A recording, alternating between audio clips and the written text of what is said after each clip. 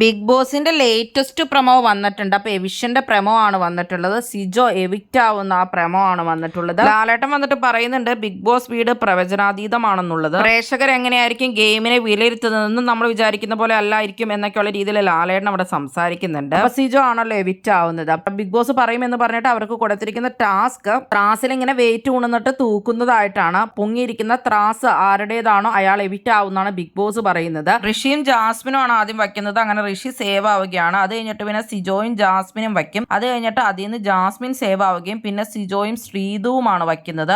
അങ്ങനെ സിജോയുടെ ത്രാസ് പൊങ്ങുകയും അങ്ങനെ സിജോ ഔട്ട് ആവുകയും ചെയ്യും. സിജോയും ശ്രീതു ഇപ്പൊ അവിടെ നിൽക്കുമ്പോൾ വിഷമിച്ച് നിൽക്കുന്ന അർജുനെ കാണാൻ സാധിക്കുന്നുണ്ട്. അപ്പൊ അർജുൻ ഇമോഷണൽ ആയി എന്നുള്ള രീതിയിലാണ് അറിയുന്നത്. മിക്കവാറും ഇങ്ങനെ നിന്ന് കഴിയുമ്പോൾ സിജോയിനെക്കാളും ശ്രീതു പോകും എന്നുള്ള രീതിയിൽ തന്നെയായിരിക്കും അർജുൻ അവിടെ നിൽക്കുന്നത്.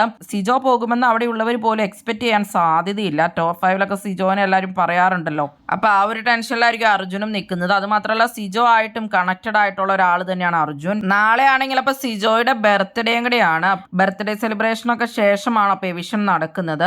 അതിനുശേഷമാണ് സിജോ ബിഗ് ബോസ് വീട്ടിൽ നിന്നും പുറത്തു പോകുന്നത്. ശരിക്കും പറഞ്ഞാൽ സിജോനെ കുറെ നെഗറ്റീവ് ആക്കിയത് ആ കോംബോ തന്നെയാണ്. സിജോയും സായും അതുപോലെ നന്ദനയുമായിട്ടുള്ള കോംബോ. സായിയുടെ കൂടെയുള്ള ഫ്രണ്ട്ഷിപ്പും ഒക്കെ സിജോയ്ക്ക് ശരിക്കും നെഗറ്റീവ് ആവുകയാണ് ഉണ്ടായത്.